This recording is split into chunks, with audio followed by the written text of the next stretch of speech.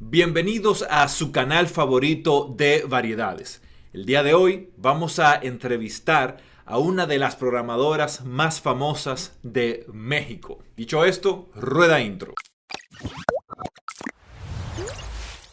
Nos acompaña Diana Nerd desde Veracruz, México.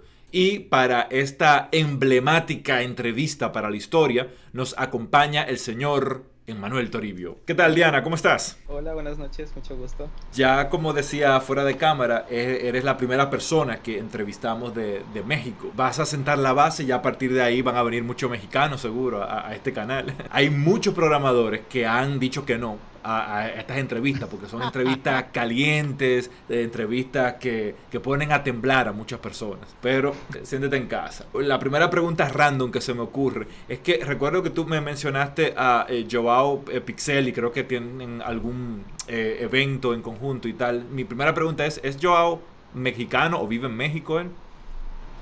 No, tengo entendido que él es colombiano Ok.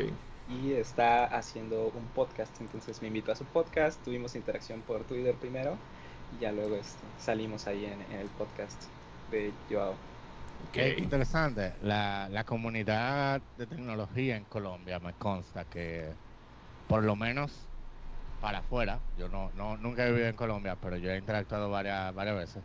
Es como bien activa, bien chévere, bien peculiar, así como que siempre están inventando algo. Es bien activa la comunidad de tecnología allá. Yo fui a Ruta N en Medellín.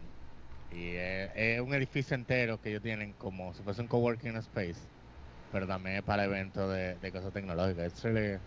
Es súper ápero. Sí. La escena de startup también en Chile está muy desarrollada y tengo entendido que tú estuviste por allá en Chile también, Tori, ¿verdad?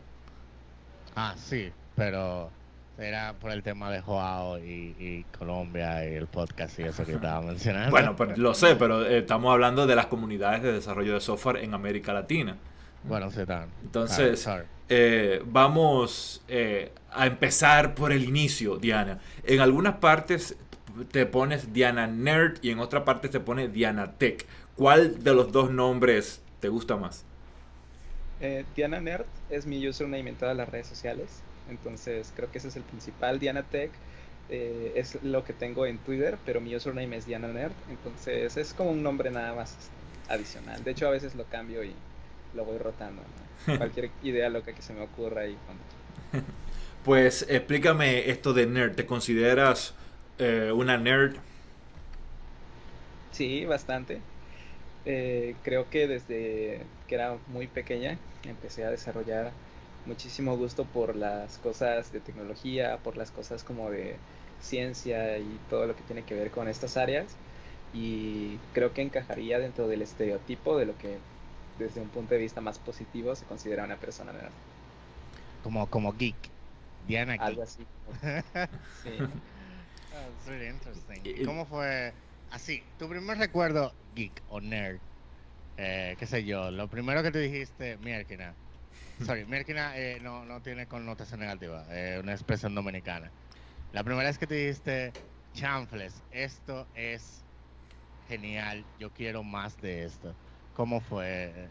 ¿Se tiene alguna Yo idea? creo que desde que tenía una muy corta edad, porque vaya, no soy muy buena con las fechas como para acordarme, pero sí recuerdo que desde que iba, por ejemplo, al kinder, tenía yo muchísimas eh, cuestiones que ya como que daban a entender todo esto, porque tenía yo un cuaderno de dibujo, que era mi cuaderno donde yo cuando, no sé, me llevaban al médico, me llevaban a algún lugar donde estuviera yo tiempo, me daban un cuaderno y me daban un lápiz, un lapicero, y me empezaban a decir, no, pues haz lo que a ti se te ocurra, ¿no? Y yo siempre terminaba dibujando cosas como de ideas de inventos, ¿no? O sea, decía, no, pues estaría bueno que hubiera un barco que además pueda ser submarino y sería de esta manera, ¿no? Entonces me lo imaginaba y lo empezaba a dibujar. Obviamente dibujos de una persona muy de 6 años, 7 años, por ahí así, pero ya era como que la idea, ¿no? Y de hecho mi abuela siempre me dijo, la palabra que tú buscas de lo que tú quieres ser es inventora, porque esa era la palabra que ella más relacionaba, ¿no? Por las noticias que en su momento ella vivió, pues con todos esos de los inventores famosos. Me decía, tú vas a ser inventora. Entonces, ya después, cuando crecí un poco más y me encontraban, por ejemplo, cosas de control remoto o algo así, tenía yo siempre la curiosidad y siempre estaba yo abriéndolas para poder ver qué tenían adentro y tratar de entender cómo funcionaban. Entonces, nada más me duraban como 3 días y después ya eran parte de mis experimentos. Oh, wow. Entonces ahí conectamos ya Ya. con una de las preguntas que tenía, que es el tema de la mecatrónica. Y mi pregunta es, ¿qué te hizo escoger mecatrónica como carrera? Sí, sí, desde muy joven siempre tuve esa fijación por la tecnología, sobre todo. Digo que también por la ciencia, porque me gusta más la parte teórica también, pero no soy muy buena siendo de forma estricta, pues en ciencia, ¿no? Soy mejor en la parte técnica, y yo siempre quise estudiar algo relacionado con los robots, porque desde que tenía ya, tal vez ya por ahí de los 10 12 años, que empecé a investigar y empecé a descubrir como que otras cosas había. Me empezaron a gustar muchísimo los robots. Aquí en México hay una revista, no sé si puedo decir marcas, Sí, pero dale. De la- la revista muy interesante. La Ajá. llevaron a mi casa, a algún vecino o algún visitante. Y en esa revista había una edición sobre los robots del futuro. Entonces, desde ese momento me atrapó la idea. Yo de por sí tenía todo el background de caricaturas de anime, sobre todo, que está Medabots, que está Transformers. Yo O sea, yo mencionaba. tenía muchísimo interés de por sí. Y cuando vi ya en las noticias y en las revistas todos los avances que se estaban haciendo en temas de robótica, me volví muy fan, al punto de que llegó el punto en el que ya quería yo cada edición de esas revistas que encontraba, no necesariamente una marca, sino por el tema. Y cuando me tocó ya pasar a la secundaria y al bachillerato después, siempre estuve muy segura de que lo que quería era algo relacionado con robótica. Entonces, lo más cercano que había para mí, por mi nivel económico y por la proximidad entre ciudades, pues era aquí en Veracruz, en el Instituto Tecnológico de Veracruz, estudiar mecatrónica. O sea que tú naciste, creciste y al día de hoy sigues viviendo en Veracruz. No, yo nací en una ciudad que se llama Córdoba, Veracruz. Entonces, Pero digo, ahorita estoy pero en el en estado, Veracruz. si siempre Sí, ha vivido en el estado. nací aquí en el estado y me cambié de ciudad. Como era lo que más me quedaba cerca, sí. Nice, qué interesante. Tú viste tú viste el Gundam que tienen en Japón. Like, Sí, literalmente tienen tienen, un Gundam que lo mueven así mecánicamente y todo. Y es como, what? How is this? Tienen un sí, Gundam. A ver, Sí. expliquen para los mortales. Diana, que le doy la palabra, que ella explique qué es un Gundam, Diana. Gundam es un tipo de robot de forma humana gigante, ¿no? Como los Transformers. Se originó porque había una serie de anime como en los 80, si no me equivoco, que se llamaba así. Entonces fue el nombre que se les quedó el término japonés es mecha, ¿no? Que se Sí. refiere a un robot humanoide así gigante. Y Gundam es el personaje, ¿no? El robot protagonista, si no me equivoco. Ajá, más o menos así. Y se les Entonces, quedó, se le es quedó bastante. como un estilo de robot así, Sí, súper. O sea, es un estilo de robot totalmente de caricatura. Y en Japón hicieron un modelo a escala gigantesco. gigantesco. Y lo pueden mover. O sea, like, no es obviamente tan ágil como en la caricatura, pero lo mueven a veces. Tiene como varias contracciones que se mueve y parece. Cualquiera que no sabe dice, oh wow, ya tiene un Gundam ahí. Like, imagínate. Sí, de hecho, Japón tiene una tradición en temas de mecatrónica. De hecho, el término de mecatrónica y la carrera como tal comenzó allá. Entonces, Sí, ellos hacen como unos títeres que son, eh, ¿cómo es la palabra? Unos títeres mecánicos que son como clockwork. O sea, hace como una rueda, en una tuerca, y el títere se mueve como si tuviese una animación y como se moviera de verdad. Yo lo voy a sí, buscar, eso, te voy a mandar el link. Eso tiene un nombre ellos le dicen muñecas, pero son literalmente títeres mecánicos.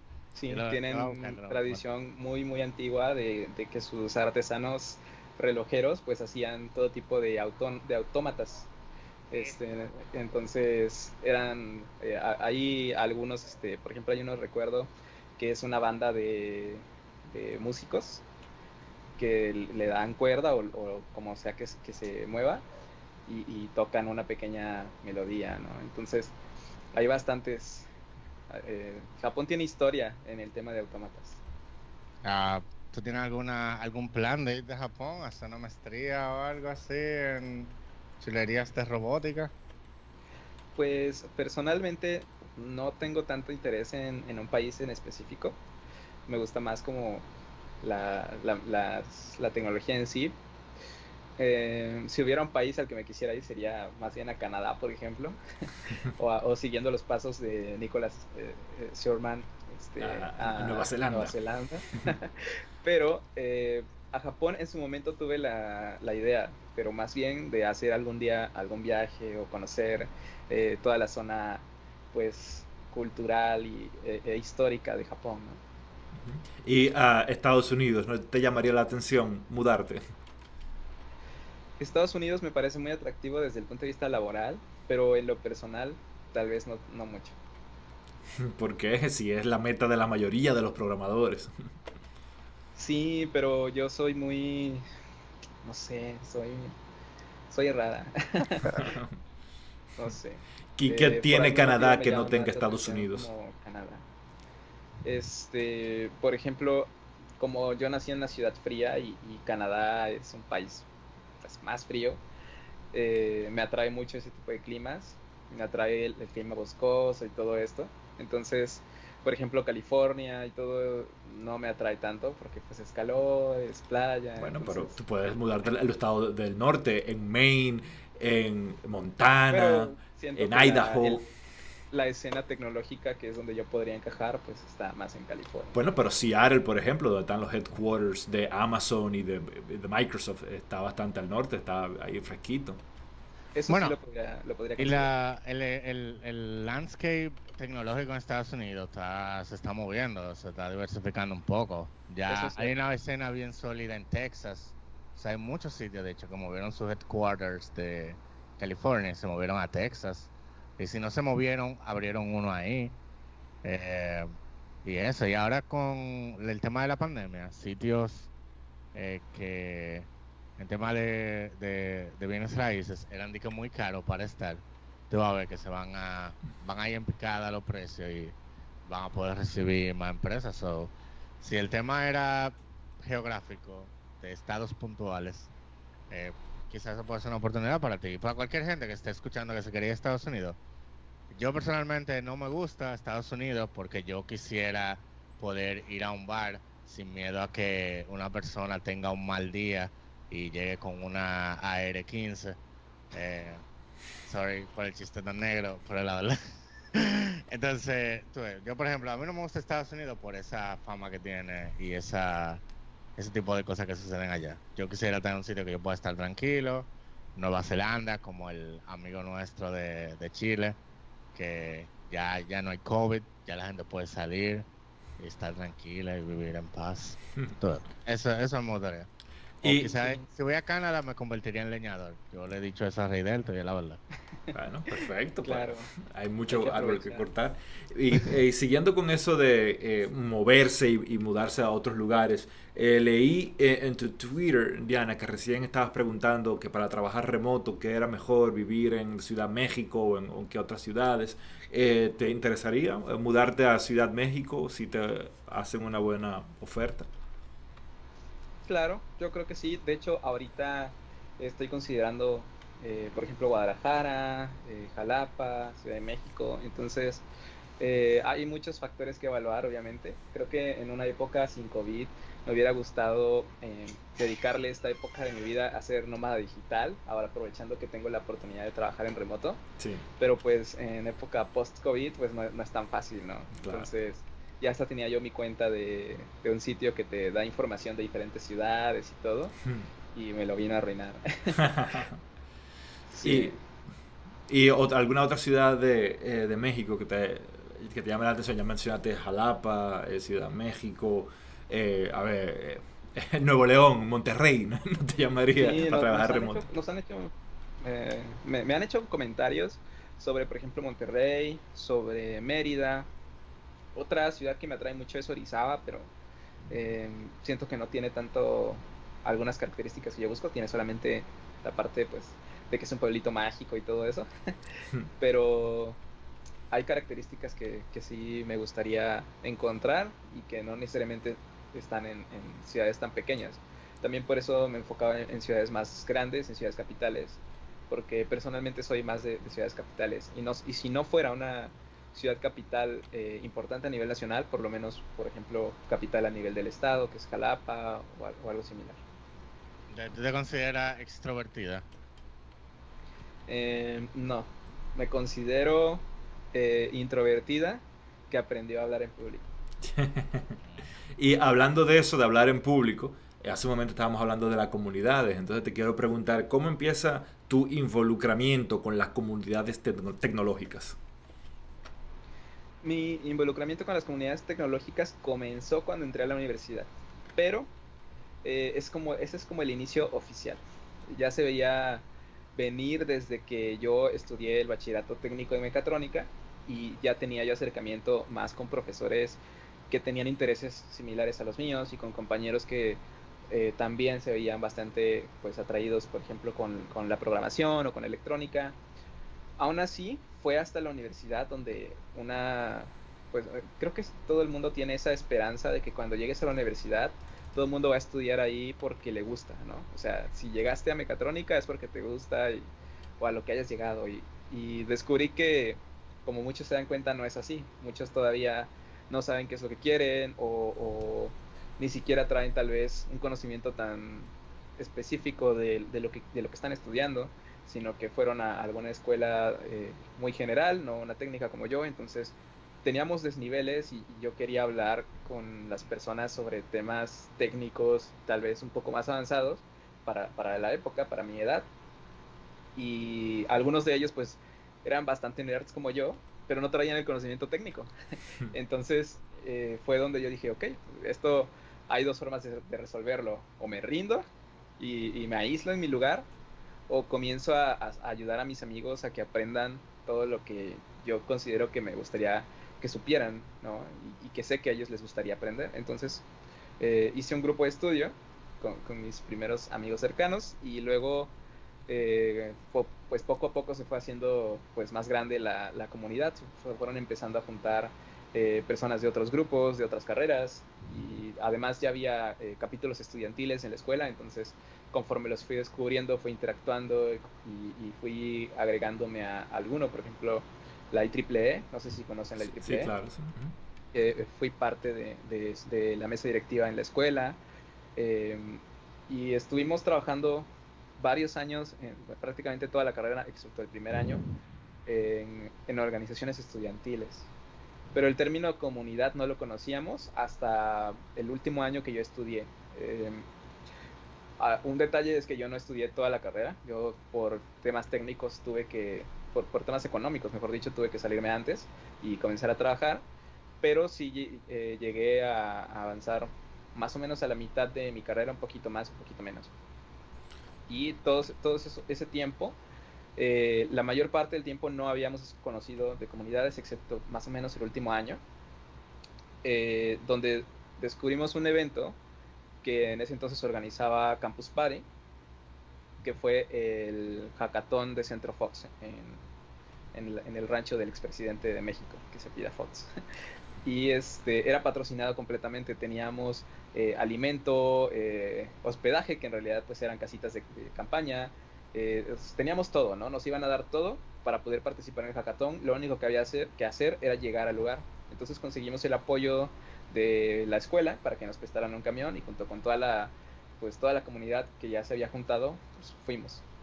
Logré pasar y ganar entre los finalistas. No fue tan en los primeros lugares, pero sí pasaron más equipos, ganaron becas ya para Campus Party. Y fue donde conocí Guadalajara. Y cuando llegué a Guadalajara, por las becas que nos ganamos, se nos olvidó el hackathon porque nos impresionamos con todo lo que había en tecnología, en los stands, en las empresas que estaban ahí, con la ciudad tan inmensa que es. Desde que llegamos en el aeropuerto nos impresionó muchísimo. miento, no, la primera vez llegamos en camión, pero igual nos impresionó muchísimo. Entonces, ahí fue donde conocimos lugares como Hacker Garage, donde conocimos comunidades tecnológicas ya bien cimentadas, fundadas, apoyadas por empresas que organizaban meetups, que hasta entonces yo no tenía ni la menor idea, a pesar de que era bastante nerd y me la pasaba leyendo en blogs e investigando, de que había todo eso, ¿no? Entonces fue como donde hicimos el cambio de chip y cuando regresamos a Veracruz dijimos, todo eso lo queremos aquí. Entonces comenzamos a crear una nueva visión de eso. Este, ahí ya había más personas y estaba la que ahorita es mi novia, que es Jimena. Y ella fue la que tomó más el mando, porque pues yo ya estaba teniendo algunos problemas ahí aparte, y se encargó de que esa comunidad fuera bastante exitosa. Yo estuve colaborando con ella y es lo que ahorita se llama Cientex, y con esa comunidad llegamos a organizar eventos como el Arduino Day, Talent Nights, eventos componentes que llenamos un teatro en una ocasión, ¿no? Entonces, realmente fue mucha historia. Creo que todo eso no quedó tan registrado en redes sociales porque lo hacíamos muy, pues, físicamente. Entonces tal vez quedó un poco perdido, pero por eso me gusta contarlo. Esa es como la historia en comunidades. Y luego gracias a comunidades fue que logramos conseguir nuestros primeros empleos, porque las redes de contactos fueron bastante importantes y valiosas. Y conectando con eso, con tu historia en las comunidades, vemos aquí en nuestras notas de producción que tienes un involucramiento en Robots Latam. Cuéntanos cómo surge esa comunidad y cómo te involucras con ella. Claro, Robots Latam es una iniciativa que surgió este año, porque estaba precisamente iniciando mi cuenta de Twitter, la abrí apenas ahorita en diciembre, la comencé a activar hasta enero, y cuando comencé a interactuar me di cuenta de que yo publicaba cosas como ¿quién conoce de esto de robótica? O ¿quién hace esto de aquello? Y como todavía no tenía yo tantas personas de referencia a las que etiquetar o a las que preguntar, dije, ok, vamos a empezar a hacer ruido, ¿no? Entonces empecé a publicar cosas de electrónica, de mecatrónica, etcétera, y poco a poco me di cuenta que iba llegando gente y dije, ok, pero algo que yo siempre he notado, que noté mucho en mi época de comunidades, es que necesitas darle un enfoque mayor, ¿no? O sea, necesitas tener una misión, un objetivo, y necesitas también que las personas se sientan atraídas por eso, que no solamente sea pues un trago entre amigos o cosas así, sino necesitas que sea pues algo por lo que trabajar para que realmente tenga éxito. Entonces fue donde comenzó la idea de crear Robots Latam, que es una comunidad que se trata de unir a la comunidad de robótica a nivel de Latinoamérica. ¿Por qué Latinoamérica? Pues porque me gusta promover mucho la tecnología en el mundo de habla hispana, porque siento que muchas veces todo se queda pues en el mundo en habla en inglés o en otros idiomas. El chino también está muy fuerte en esos temas. Yo dije, precisamente si los chinos se han puesto a decir, yo no lo quiero en inglés, yo lo quiero en chino, ¿no? Porque son mucha gente, y si el español es uno de los idiomas más hablados, de los primeros creo que 3 idiomas más hablados del mundo, sí, ¿por qué no podemos hacer comunidades en español? Entonces dije, vamos a hacer algo en español, vamos a hacer algo de robótica, y ya está, fue lo que hice. Comencé a reclutar gente en Twitter, hubo personas bastante positivas que se involucraron, que no dejaron de contribuir en el primer evento que ya organizamos, que fue nuestra primera RoboConf. Y el primer evento ya era una conferencia. Sí. Hubo un par de voluntarios ahí que salieron a hablarnos de diferentes temas, y considero que fue un éxito, aunque obviamente todavía no tenemos la audiencia que nos gustaría tener, pero creo yo que esto puede ser una buena iniciativa para que más personas que quieren meterse en el tema de robótica puedan dar ese salto y sentirse parte de algo, no solamente como personas aisladas, ¿no?, dentro de su mundo y de sus intereses, porque es que este es un nicho que, como es tan de nicho, tú tiendes a no conocer a nadie más a nivel personal que le interese tanto como a ti, a menos que estés en un ámbito, no sé, que seas investigador. Y creo que las comunidades en internet tienen ese poder de unir gente desde lo más lejano de cada país. Y eso es lo importante de Robots Latam, poder unir a la gente. Y mi esperanza es que algún día podamos, no sé, a lo mejor generar un ecosistema ahí que tal vez dentro de los integrantes, dentro de 2 o 3 generaciones, o tal vez de la primera generación de Robots Latam, salga, no sé, alguna primera startup de Latinoamérica que sea un unicornio en robótica, ¿no? Eso sería increíble. Excelente. Hay muchas cosas. Bueno, tiene una pregunta, pero yo tengo aquí varias preguntas que tengo anotadas en el mismo hilo de la conversación. O sea que, Tori, si tú tienes una pregunta, dale para allá. Yo estoy anotando aquí. Bueno, ok. Hay varias cosas con el tema de robótica. Aquí en RD nosotros tenemos una comunidad de hardware, de robótica. Se llama el Dominican Hardware Community. Me gustó lo que tú dijiste de que ustedes incentivan mucho hey, vamos a hacer esto en español porque es para nosotros. Y eso es algo que yo he visto aquí en parte de los proyectos comunitarios que nosotros tenemos. Muchas veces nosotros tenemos como que balancear el tema de o lo ponemos todo en español para que más gente aborde, o lo ponemos en inglés para que la gente que aborde pueda como sustentar y presentar y decir, mira, no, espérate, yo trabajo en inglés, yo soy inglés, mira que yo contribuí en este proyecto de inglés o lo que sea. Y yo generalmente lo que sugiero es, vamos a hacerlo los dos, es documentación al final, pero comenzar por español es la mejor opción, porque así por lo menos tú como que consigues más adeptos más rápido. A mí me sorprende la cantidad de gente que en tecnología le tienen miedo a aprender otro idioma. O sea, a mí en verdad me sorprende eso y es una cosa increíble. Y eso que tú haces de ponerlo en español, eso es una muy buena forma de que la gente entre y se relacionen y quizá eventualmente puedan dar paso. Y aparte de aprender del mismo tema de la comunidad, puedan tener una visión, un alcance más grande de, ok, mira, yo hasta español llego hasta aquí, déjame aprender inglés para por lo menos quizá intentar traducirlo o integrar más cosas y eso, o sea que eso me alegró mucho, eso está súper chévere.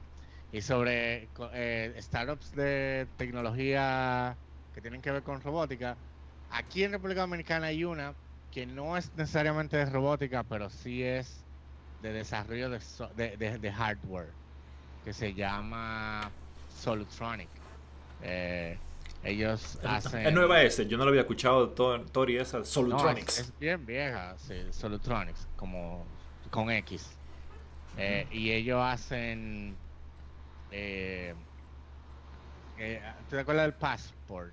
Ellos hicieron un producto que era como un llavero que tú guardabas tu password en el llavero y tú lo conectabas por Bluetooth a tu celular y tú decías, por ejemplo, quiero loguearme en Facebook, tú le dabas al icono de Facebook y te logueabas de una vez. Sí, me acuerdo de ellos, sí. Ajá, ¿verdad? Entonces ellos desarrollan hardware, no es robótica tal cual, pero nada más para decir que esa gente existe.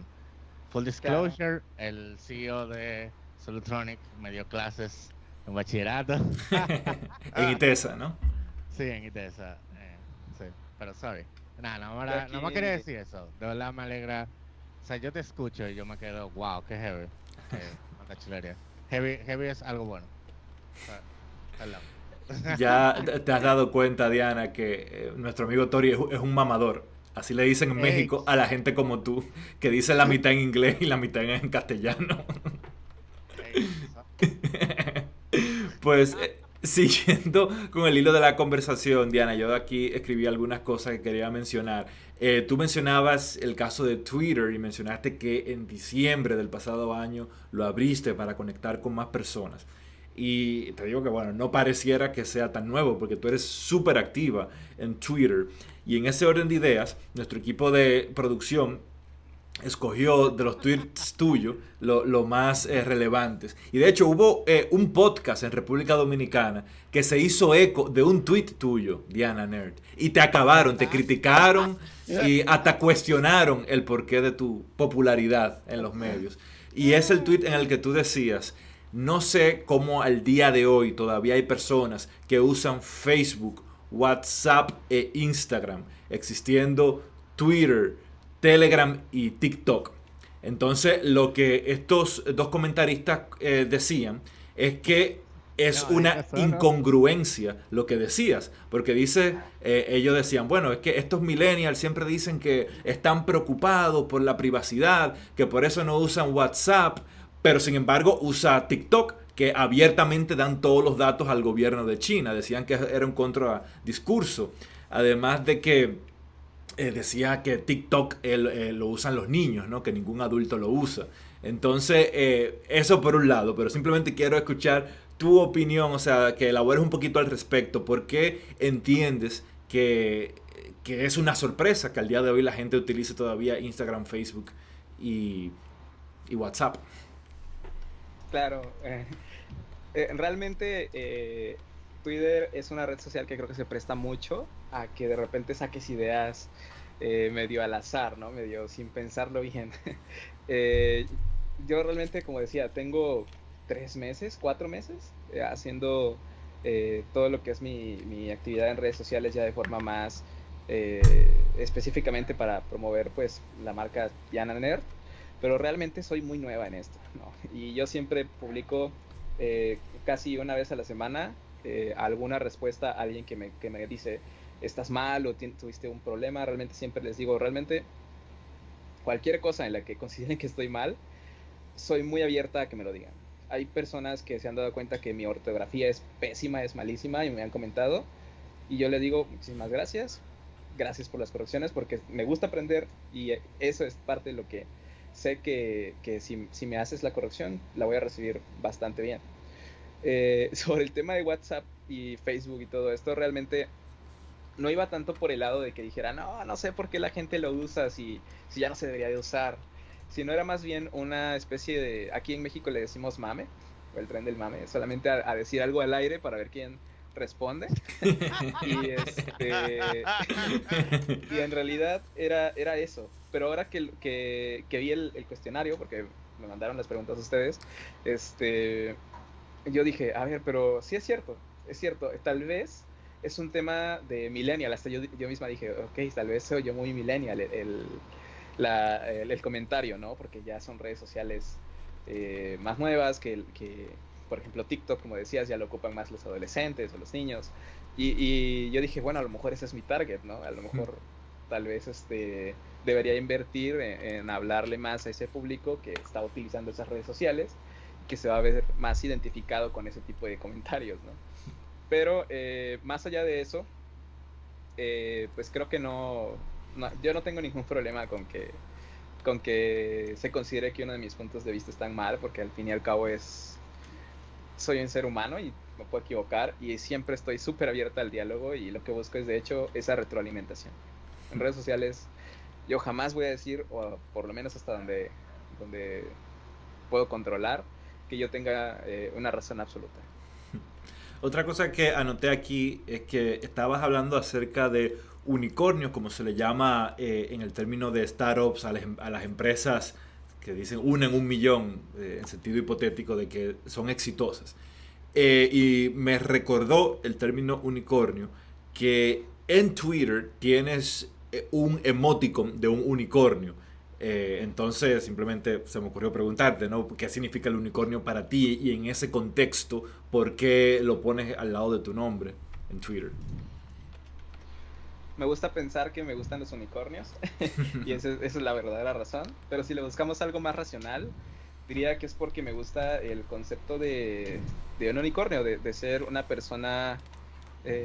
Aquí en México es motivo de burla, pero les dicen únicas y diferentes a las que tratan de sobresalir por no ser como que iguales que el resto, ¿no? Entonces me gusta pensar desde el punto de vista tech que a mí me gustan, y he notado que no es tan común que pase, aunque sí conozco varias personas que me gustan áreas de tech que la gente normalmente no conjuntan tanto, porque a mí me gusta, por ejemplo, pensar en el tema de el backend, el frontend de una página web, tanto como me gusta a lo mejor pensar en sistemas operativos, tanto como me gusta a lo mejor pensar en robótica y en la parte de la física y el cálculo de la posición de un brazo robótico. Entonces realmente En la industria a veces se utiliza también el término unicornio para referirse a perfiles que son únicos o difíciles de encontrar.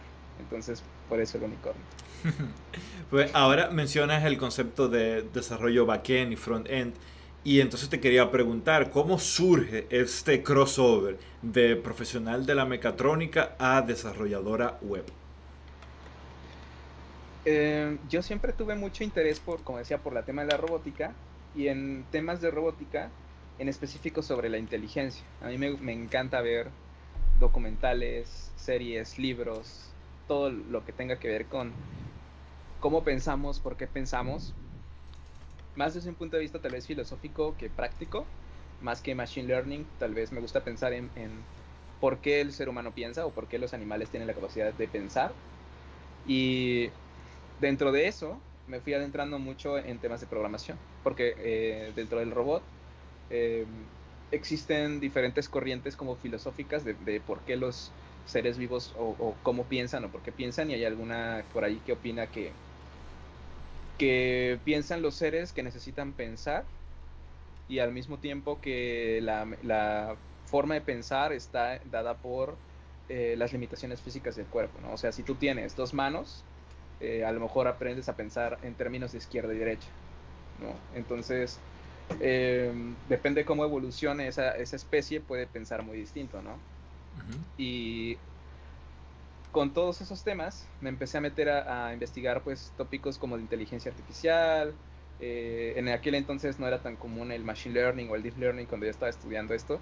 Eran más algoritmos pues de búsqueda, de optimización y de clasificación con algoritmos más a la medida.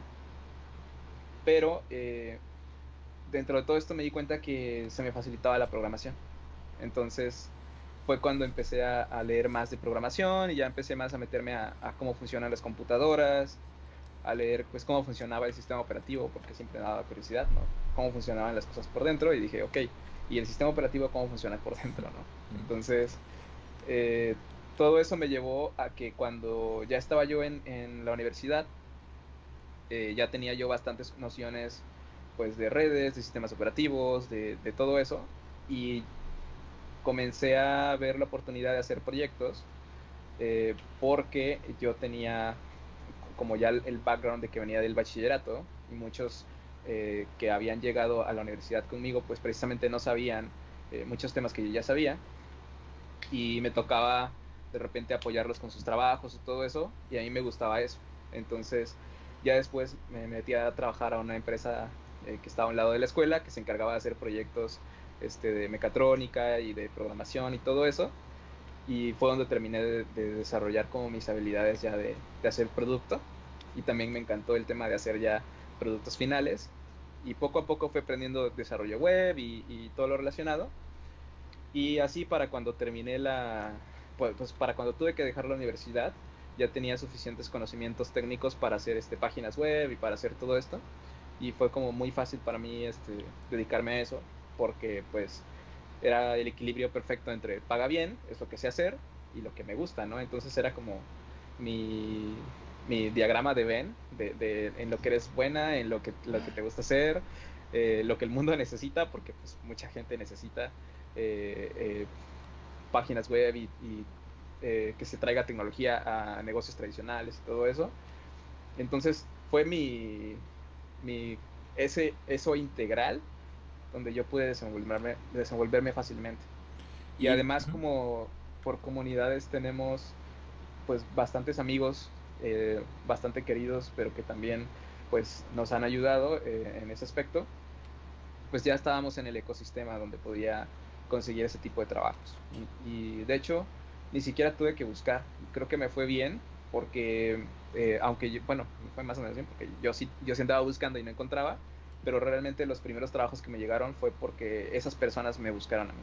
Entonces, fue muy bonita esa parte de ver cómo la comunidad no solamente colaboras cuando estudias, sino que cuando ya estás en la parte laboral, te apoyan muchísimo.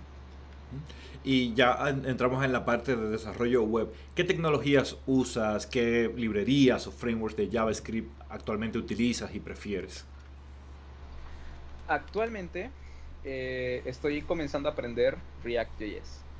Yo tengo ya un par de años con desarrollo web, me tocó trabajar con jQuery, luego con AngularJS. Cuando AngularJS pasó a AngularIO, dije, esto es demasiado drástico y mejor voy a aprovechar para cambiarme. Gracias.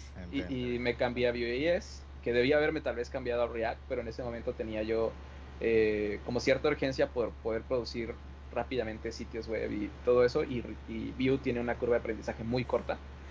Entonces me fui por Vue y terminé aprendiendo, pues pasando 2 años de mi vida, los últimos 2 años, trabajando con Vue.js, todo el ecosistema de librerías que se puede utilizar, y como para bien o para mal, terminé entrando a una empresa que me exigía bastante. Todos los días había que apagar incendios y había que crear infraestructura desde cero y había que meterle mano a todo. Creo que esos 2 años contaron muchísimo y me ayudaron con muchas experiencias y todo, pero pues al final pues tuve que decirle adiós a esa empresa también por el exceso de trabajo y comenzar a buscar, ¿no? Y ya fue donde yo me topé con pues, la oferta laboral. En realidad está en React.js, la mayor parte. Sí. Y está creciendo. Entonces, Angular va para abajo y React va para arriba. Así es. Y Vue está copiando cada día más React. Sí. Claro. Y entonces, ahorita estoy en React y estoy aprendiendo todo su ecosistema. Y React, hoy día React es más cómodo para manejar que hace 4 años. Hace 4 años, cuando el estándar era utilizar Redux, porque no teníamos hooks, cuando eso era aún más compleja la curva de aprendizaje, pero ya hoy día, donde más se está enfocando más en la programación funcional, pues hoy día sí que cada vez es más sencillo y más intuitivo. Sí, muchísimo. De hecho, eso fue en gran parte, en su momento evalué, ¿no? O sea, tengo varios caminos, tengo Vue, tengo React, tengo la opción también de AngularIO. A ese inmediatamente le dije que no. Pero sí fue, de hecho primero traté de aprender React, pero como en aquel entonces, como decía, tenía necesidad de sacar algo más rápido. El hecho de que trabajara con clases y todo eso lo entendía, pero era como, en aquel entonces era más trabajo desarrollar en React que desarrollar en Vue 2. Hoy en día, ahora que me estoy pasando ya y estoy viendo los hooks, veo que ya es más fácil desarrollar React con hooks que con Vue 2. Y ya Vue 3 salió y justamente aproveché el cambio de versión para pasarme a React, ¿no? Entonces creo que fue una decisión correcta en su momento, pero pues ahora me toca retomar React. Lo bueno es que me salté la etapa fea de las clases. A mí, yo que vengo de Java, a mí me gustaba el concepto de las clases, pero bueno, el problema no eran las clases de por sí, el problema era no tener una forma de manejar el estado de la aplicación completa, entonces tener que usar una librería externa, ya sea Redux o cualquier otra, para manejarlo de manera más sencilla, que ya no es un problema ya con los providers, con los hooks, es más sencillo. Entonces, te quería comentar, Diana, nosotros, Toribio y yo, desarrollamos un concepto al cual le llamamos la farándula tecnológica. Y la idea es que nosotros tratamos a los programadores y a los tecnólogos tal como si fueran estrellas de Hollywood. Entonces, en ese orden de ideas, en las entrevistas no hablamos solamente de tecnología, porque la gente se aburriría. El que quiera escuchar hablar de tecnología, que escuche un programa de tecnología. Esto no es un programa de tecnología, esto es un programa de farándula. Entonces, en ese orden de ideas, tú hace un momento tú mencionaste que la empresa que te ponía mucho trabajo, tú utilizaste la expresión, tenías que meterle mano a muchas cosas. Meterle mano. En mi país, en República Dominicana, decimos eso también. Una persona que mete mano es una persona que resuelve problemas. Si yo digo Toribio mete mano, es una persona que resuelve. Que resuelve problemas. Pero hay algunos países donde meter mano tiene una connotación sexual, como en España, por ejemplo. Entonces te quería preguntar, ¿en México meter mano tiene una connotación sexual? Sí, dependiendo del contexto sí puede tenerla. En México casi todo se presta a doble sentido. A ver, porque mira, te voy a poner el ejemplo exacto. Yo estaba haciendo música con una amiga española. Yo toco la guitarra y ella toca el bajo. Entonces estábamos grabando. Entonces yo le di al botón de grabar y le dije, ok, mete mano. Entonces ella dijo, espérate, ¿cómo así? Y significaba simplemente manos a la obra. En ese contexto, en México, si tuviera una connotación sexual, si yo te digo, mete mano, Diana. Depende mucho del contexto, pero sí es muy fácil. En México existe todo esto de tomarle el albur o el doble sentido a las Sí. cosas a cada rato. Y sí, depende ahora sí que si tu amiga o amigo es alburero, pues luego te va a sacar la vuelta. ¿Qué es un alburero y qué significa sacar la vuelta? Muchos regionalismos, ¿verdad? Hablo muy, Sí, sí. muy local. Albur es el doble sentido. Hay gente que Albur es el doble sentido. Sí, sí. Ok. Sí. Yo estoy muy versado en la, en la cultura mexicana. En el argot popular mexicano de Nuevo León. Bueno, de México en general. Diana está en Veracruz. Ah, sí, perdón. ¿Quién Eh. era el de Nuevo León? Tú me habías mencionado de Nuevo León. Hemos hablado de Nuevo León como 3 veces. Sí, porque Como que hay cada vez que unos... hablamos de Nuevo Hay unos León. podcasters que yo sigo, que de ahí me he enterado de muchas cosas de México, que son Jacobo Wong y Roberto Martínez. Ellos tienen juntos un podcast que se llama Cosas. ¿Sabes de quién te hablo? ¿Te suena de algo? De hecho, en este momento Roberto está en Ciudad México, o sea, se ha pasado allí el mes. No te suena. A nadie de México que ya lo menciono lo conoce. Bueno, tal vez me suene, pero no los reconozco realmente.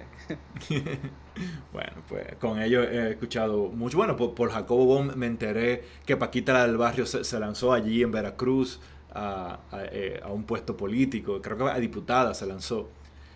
Y sé también que ya Veracruz no tiene equipo de fútbol. Antes lo tenía, ya no. Yo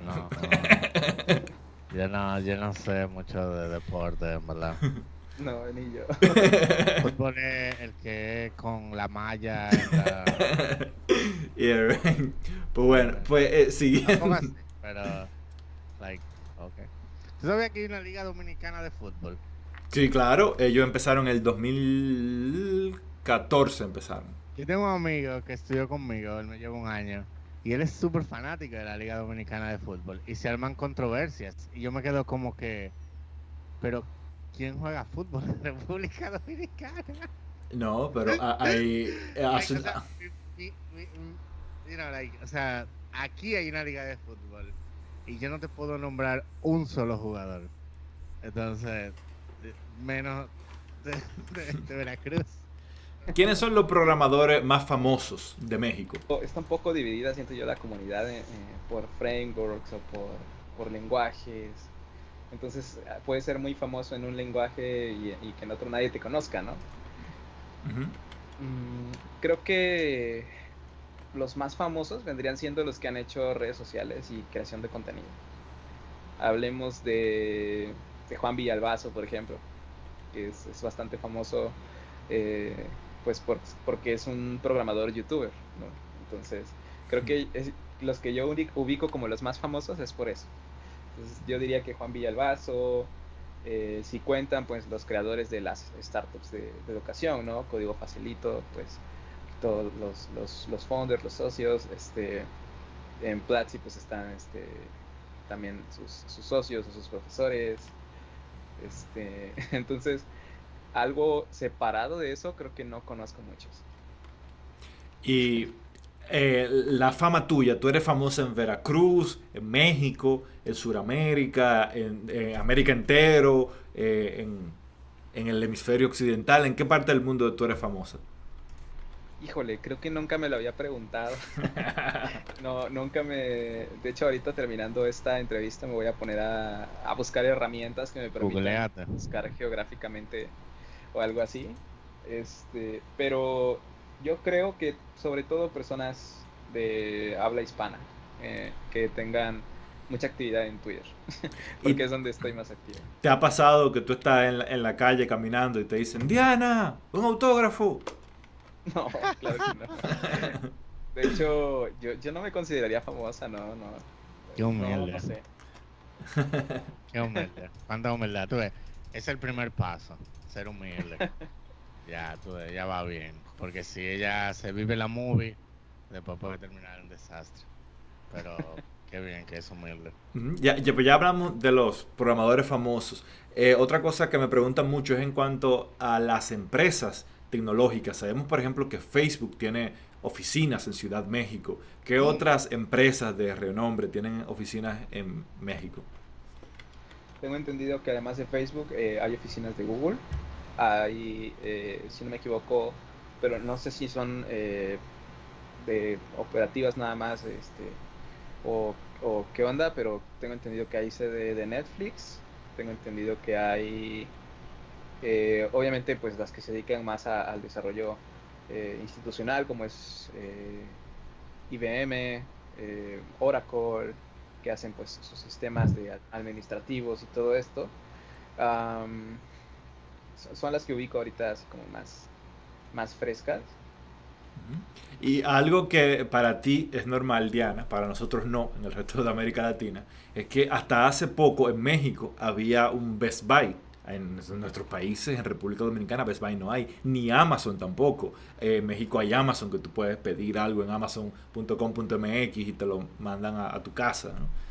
Eso, Sí. nosotros no, nosotros tenemos que pedir en Amazon de Estados Unidos y luego con un courier nos lo mandan de Estados Unidos a República Dominicana. También te lo puedes pedir en Amazon de España. Los courier tienen casillero en España también. Pero, y no es demasiado caro, Tori. No, lo mismo. Así, porque, bueno, en ese caso, y pasa en muchos países de Latinoamérica, en la mayoría, tenemos que pagar doble envío. El envío a que nos lo manden a Estados Unidos y luego el envío que nos manden de Estados Unidos a República Dominicana. Entonces, en México no es así. Eh, Hay muchas marcas de ropa y de tenis que tienen marcas allá en México que no lo tenemos en otras partes. Bueno, quizá en parte por la población. En México, según los datos que dio la INEGI en febrero, son 126 millones. Es el país hispanohablante más poblado del mundo. Entonces, por eso me imagino que de alguna manera influirá. Entonces, hablando de temas sueltos, México se acaba de convertir en el tercer país del mundo donde el uso recreativo del cannabis no está penado por ley. ¿Qué opinas tú de eso, Diana? No, pues muy bien. Yo creo que es algún paso que en algún momento se tenía que dar. La verdad es que yo estoy a favor completamente. Creo que hay muchas cosas todavía que se tienen que hacer para que funcione realmente como elemento disuasorio de todo lo que hay detrás. Pero creo que es un paso interesante. Creo que es un paso que a mucha gente que conozco pues probablemente le habrá gustado. Entonces, pues por ese lado me parece bien. Parece que quedaría mucho más que hacer. Sí, y al final mucha gente cuestiona, que dice que mucha gente va a empezar a consumirlo porque es legal. Yo que vivo en Canadá, que es legal desde el 2017, te puedo decir que mi experiencia no he visto que hayan más personas consumiéndolo porque sea legal. O sea que básicamente el mismo número de personas que antes lo consumía, pues en vez de comprárselo al mercado negro, pues aquí lo vende el gobierno, es quien lo vende oficialmente. Entonces en vez de ir a manos cuestionables, pues va al gobierno ese dinero. O sea, manos cuestionables. Está bien, pero la gente consume cannabis, entonces, pero tú ves entonces la calle bien pavimentada y tal, porque va al gobierno y el gobierno lo invierte en cosas que todo el mundo ve. Ay, Canadá, qué bonito.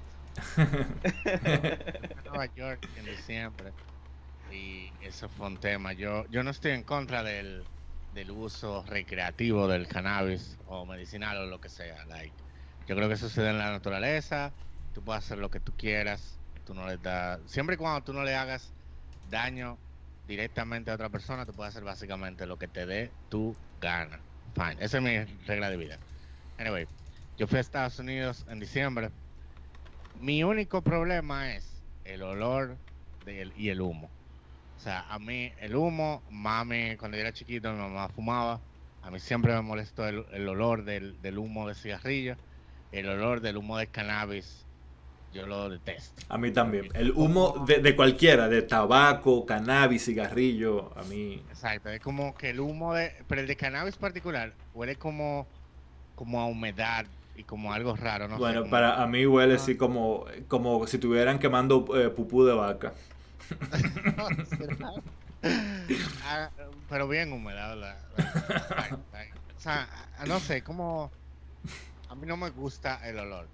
Entonces, no sé, pero yo no me atrevería a legislar para que no dejen que la gente fume, porque a mí no me gusta el olor, porque yo No, me muevo claro. y ya. O le digo, hey, mira, loco, no me tire la nube a mí en la cara. O sea, tírala para allá.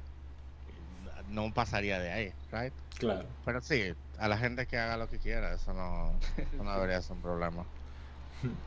Y hablamos hace un poquito de Facebook, de Google, que dijimos que tiene oficinas allí en México. Entonces, en ese orden de idea de empresas gigantes en términos de tecnología, algo que se habla mucho cuando hablamos de tecnología y Latinoamérica es el cuestionamiento. ¿Por qué no ha nacido en América Latina una empresa tecnológica a tan grande escala como Google, Facebook, Amazon? ¿A qué tú crees que se deba eso, Diana? Yo creo que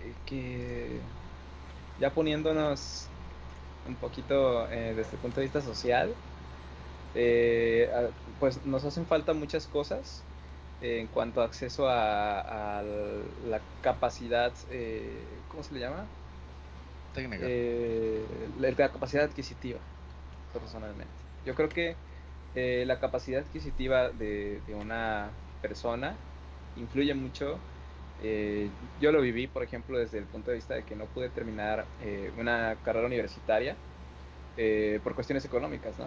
Entonces, creo que el hecho de que no tengamos tanto acceso a una capacidad adquisitiva fuerte como la tienen pues los países que lo ven reflejado en desarrollo tecnológico, afecta mucho porque desde la educación ya empieza a descartarse gente, ¿no? Que a lo mejor esas personas podrían haber sido pues el próximo Mark Zuckerberg o el próximo Bill Gates, pero pues no tuvieron acceso, ¿no? Y luego creo que está la capacidad individual de hacer las cosas, sin importar cómo esté la economía de tu país y todo eso. Eh, pero creo que ahí, pues, por ejemplo, entran a veces las partes sociales, por ejemplo, el tema de que todavía hay muchos prejuicios, por ejemplo, con que las mujeres puedan estudiar una carrera que históricamente ha sido solamente para hombres, como son las carreras de ingeniería. Entonces eso evita que a lo mejor si una chica pudiera haber llegado a ser la próxima gran CEO, pues estás quitando muchas probabilidades poco a poco en diferentes partes, ¿no? O sea, entonces creo que nos falta mucho eso y por otro lado, pues es que estos países, Silicon Valley es casi artificialmente creado. Históricamente pues surgió porque pues había minas y entonces se pusieron por parte del ejército, pues se pusieron a investigar y se puso a explotar el silicio y hacer luego chips de silicio y luego se trajeron ingenieros porque había trabajo precisamente porque había que desarrollar cosas de tecnología más orientado a lo militar, ¿no? Recordemos que las computadoras pues su aplicación original era un tema de investigación militar. Entonces, Silicon Valley es un fenómeno bastante artificial desde mi punto de vista, porque pues tiene todos los factores, tiene gente bastante educada, pero vaya, hasta históricamente está registrado el hecho de que las universidades alrededor pues se les invirtió para que pudieran meter mayor calidad de estudios a los estudiantes, para que los estudiantes ahí mismo a un lado tuvieran en las mismas ciudades educación, luego a un lado trabajo, luego a un lado la inversión pues de los accionistas que les van a hacer su ronda. Entonces llega el punto en el que en una misma ciudad tienes todo el ecosistema y ya no es lo mismo que aquí, por ejemplo, en Veracruz, si yo quisiera lanzar una startup, no hay nadie que aquí haga capital semilla, ¿no? Entonces, eh, creo que eso afecta muchísimo, porque a veces no lo tomamos en cuenta, pero el simple hecho de que yo hubiera nacido en Veracruz, por ejemplo, en mi caso, me hace me disminuye muchísimo las probabilidades. Creo que eran bastante malas las probabilidades de que yo, por ejemplo, llegara a conocer Guadalajara. Si no hubiera sido porque hubo un capital que se invirtió por parte de los que patrocinaron ese evento y de la escuela que nos apoyó por el camión, creo que la cantidad de gente de mi ciudad natal que podría lograr eso es muy poca. Y muchas veces desestimamos los dólares o los pesos que puede costar transportarse de una ciudad a otra por muy del mismo país que sean. Y yo estoy en Veracruz, no me imagino países que, ciudades que están en estados de más al sur de México y que tienen que, para llegar a zonas económicas con mayor potencial, tienen que irse al norte del país y es muy difícil. Entonces, creo que es importante todo el tema geográfico, pero el tema económico es bastante clave, siento yo. Uh-huh. Y conectando con lo que dices, no es que no haya talento en América Latina, simplemente que se tienen que ir. Mencionando el caso de México, mira por ejemplo el caso de Miguel de Icaza, que es famoso por su... A él iba yo a mencionar cuando me preguntaste. su desenvolvimiento del proyecto Genome, Mono, Xamarin, un programador de renombre mundial. Tenemos a André Barreto, que es un colombiano que fundó Groove Shark y también, al igual que Miguel, tuvo que irse a Estados Unidos para poder despegar y descollar. ¿En qué quedó André, por cierto? Él vendió hace mucho Groove Shark y él entonces regresó a la universidad y terminó la carrera en política. Oh, wow. Pero yo pensé que Groove Shark lo cerraron por el tema del copyright. Sí, pero eso pasó después que lo había vendido. Él llegó a venderlo. Cuando estaban en su pico. Porque Groove Shark tiene mucho tiempo y era antes de que Spotify sea Spotify. Ajá. La primera vez que por lo menos yo utilicé una aplicación de ese tipo de música streameada fue Groove Shark de André Barreto. Y hay otro, iba yo a mencionar el caso del guatemalteco Luis Bonham, que es... Ay Dios, cómo se me fueron esos nombres tan claves. ¿Qué hace él? Él fue el creador de Duolingo y también entonces tuvo que irse a Estados Unidos, ¿no? Ya tiró su empresa estando en Estados Unidos. Hay, por ejemplo, Ricardo Quesada, por ejemplo. Él es un argentino que hizo el framework Cocos 2DX, que al día de hoy...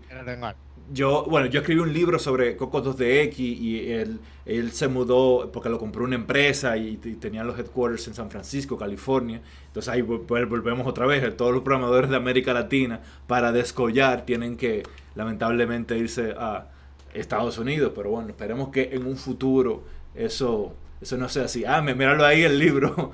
Building Android Games with Cocos 2DX. Déjame hacerle el close-up aquí a la cámara. Aquí.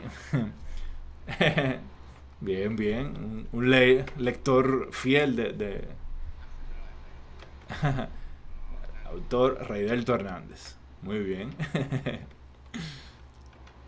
Y hablando de C++, ese libro utilizamos C++ como lenguaje base. Diana va a dar una charla a los miembros VIP de su club de fan sobre C++. ¿Nos quieres hablar un poquito de eso, Diana? Claro. ¿Trabajas en C++? No trabajo en C++ actualmente, pero sí tuve mis experiencias ahí con el lenguaje. Sobre todo porque cuando comencé, les comentaba, no me dedicaba tanto al software, sino al hardware. Entonces, pues todo lo que son microcontroladores y todo lo que es a bajo nivel, pues es con C, y lo primero que toqué ya cuando me pasé a la programación de computadoras, pues fue C++, ¿no?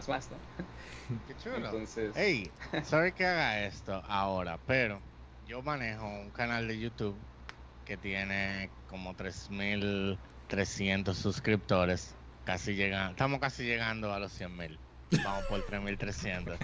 Entonces, hey, camina a los 100.000, tú a ver, vamos a llegar. Yo sé que sí, con tu apoyo. Anyway, si tú quieres un día dar una charla online y darla por ahí y darle a conocer la comunidad de robótica, la plataforma está totalmente abierta cuando tú quieras. Yo creo que cuando tengamos en Streamelovers a Diana, ese día llega a 100.000 suscriptores. Ese día llega a 150.000 suscriptores, porque los Diana fans van a... la horda de Diana fans. Like, of course. Y hablando de eso, ¿por qué medio plataforma va a ser esta charla en abril de C++? Esa es una charla cerrada. Va a ser por Zoom, si no me equivoco. Entonces, de hecho, esa yo no la organizo, esa la está organizando una empresa, pero Ok. pues tengo que esperarme a que ellos me pasen bien publicidad o algo así. Y me pidieron pues me dieron la oportunidad de dar una charla relacionada con un tema que a ellos pues les interesa, que es el tema de C y C++. Entonces, como estoy preparando por ahí un curso, la persona con la que estoy preparando el curso le comentó a esta otra persona y bueno, los contactos solitos ahí llegó la propuesta, ¿no? Qué chulo. Ah, That's really great. sí. ¿Qué de C++, qué es lo que menos tú extrañas de trabajar en C++? Debuguear cosas ahí medio exóticas que de repente surgen en ese lenguaje. Creo que programar ya en JavaScript es olvidarte ya de eso, ya nada más te acuerdas de unas cuantas reglas que no hay que romper y lo demás pasa solito. Sí, yo en mi día a día sí es C++. Tengo ya 3 años que en mi día a día programo en C++. Wow, Me siento bien. Ya, Él creó un engine también, un game engine. excelente. pero bueno. Igual disfruto programar en JavaScript y por mucho tiempo Java fue mi lenguaje favorito. Todavía le tengo mucho aprecio, pero en este momento de mi vida no es la tecnología que me causa más placer. En ese orden de ideas, ¿cuál lenguaje te causa más placer, Diana? Si me voy por el día a día de mi trabajo, creo que JavaScript me gusta mucho porque me permite crear productos. A mí me encanta la posibilidad de crear productos. Si me voy más por lo que no me da tanto esa opción de crear producto, porque yo no he tenido pues tanto la oportunidad de adentrarme, diría que me gusta mucho C, porque es un lenguaje que me ha permitido meterme a explorar cómo funciona la programación de computadoras de bajo nivel. O sea, ya no sobre kernel, sino sobre silicón, ¿no? Entonces me gusta mucho esa parte porque me gustaría algún día pues llegar a desarrollar, pues no sé, ya más como, no tanto como de tema comercial, sino como pues por experimentar algún microkernel por ahí que logre yo hacer jalar algún programa, no sé. No he tenido el tiempo, tampoco le he dedicado tanto tiempo por las cosas profesionales, pero me gustaría llegar a ese punto. Y ya se nos está acabando el tiempo. Aquí viene Joe Rogan, está aquí en fila, que va a venir a usar este estudio. Pero antes de finalizar, nuestro equipo de producción nos dice aquí que te preguntemos acerca del proyecto Cienciax. ¿Qué es Cienciax? Scientiax. Ajá. Scientiax es la comunidad que comenzamos cuando iba en la universidad. Es la comunidad que ahorita está llevando Jimena. Y lo que está haciendo ella ahorita es proyectos para promover eh, a las chicas en tecnología, sobre todo. Está llevando la versión, bueno, no la versión, sino la región de Veracruz de un proyecto internacional que se llama Technovation Challenge, que le dan cursos de programación, modelo de negocios, marketing. Es un bootcamp gratuito para niñas entre 15 y 18 años, Ujú. en dos clasificaciones, junior y senior, por edades. Y lo que hacen es enseñarles a desarrollar una aplicación en algún framework de estos que hay de arrastrar y soltar, como Scratch, todo esto. Ujú. Eh, y lo que se está haciendo ahí, pues es más que nada ese tipo de eventos, ¿no? Entonces, ahorita ya no nos dedicamos, pues por temas de pandemia y por otras situaciones, pues ya no nos enfocamos tanto en, por ejemplo, llenar un teatro, sino más bien en llenar grupos de niñas. Entonces ya no es tan abierto, ya no hemos hecho meetups, por ejemplo, que antes los hacíamos en una torre aquí de la ciudad que es bastante céntrica, pero la idea es que ya esta comunidad pues pase a dedicarse a esto, ¿no? Que es la promoción de chicas en tecnología.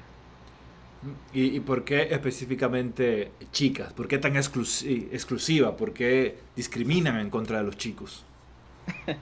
Pues porque en el contexto social y económico y dentro del mundo en general, pero también en la industria tech se da, pues la discriminación suele ocurrir en el sentido contrario, ¿no? O sea, suele ocurrir eh, que desde que las chicas están en una edad donde tienen que decidir qué les gusta o qué no les gusta, sus papás les empiezan a decir que tal o cual carrera o que las ingenierías no son para mujeres. Entonces muchas desde que son chicas, hay estudios que esa edad donde es decisiva para ellas afecta mucho su contexto social, y entonces por eso tratamos de enfocarnos en chicas que están en esas edades para que se den cuenta de que sí puede haber chicas en tecnología, y también se trata de que las mentoras sean mujeres y todos los que están involucrados para que encuentren pues figuras a las cuales seguir, ¿no? Y el chiste es que pues estadísticamente hay muy pocas mujeres en la mayoría de los trabajos, pero en programación también pasa.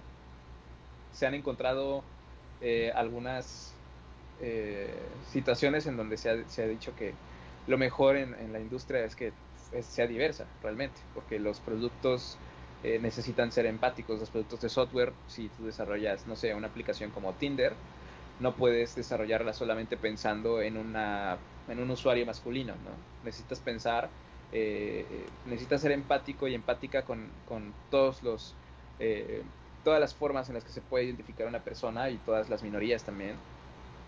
Entonces, el hecho de que no haya este tipo de personas en la industria ha generado un sesgo bastante fuerte, y es por eso que ahorita muchas empresas, incluso reconocidas, están promoviendo y haciendo programas para que puedan entrar más personas, más mujeres, más personas LGBT y todo este tipo de perfiles, tal vez apoyándolos un poco, dándoles cierta prioridad por hacer este tipo de programas, pero es por un tema de empatía sobre todo, y de incluir a personas que históricamente pues el sistema mismo social pues no las ha dejado llegar a esos puestos.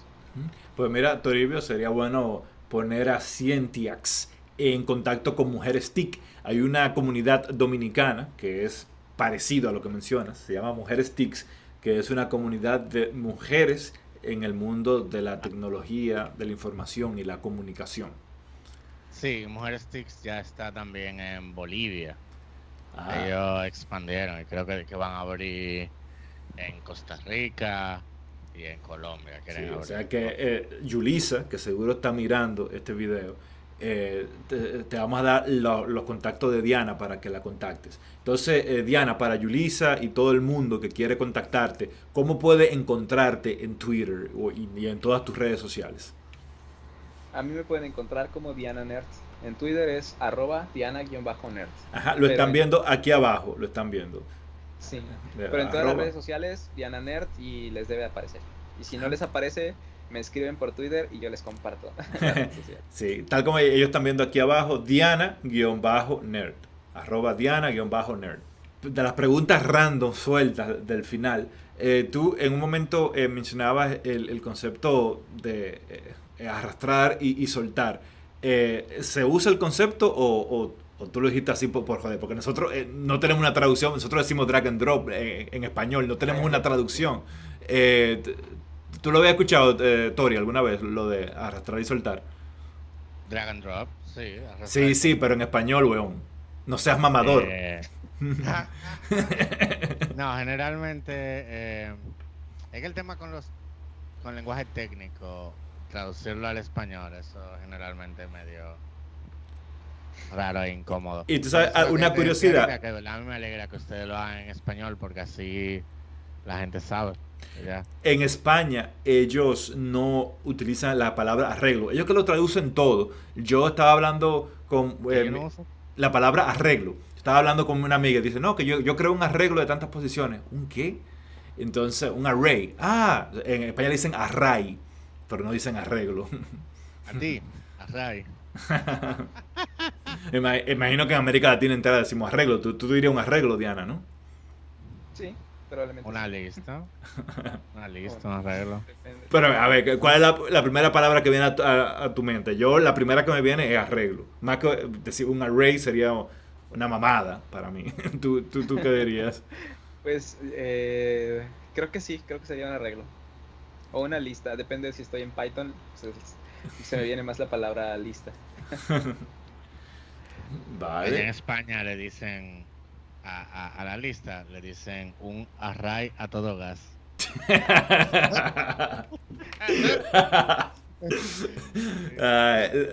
Los amigos que nos estén viendo desde España no se van a reír de ese chiste, pero bueno.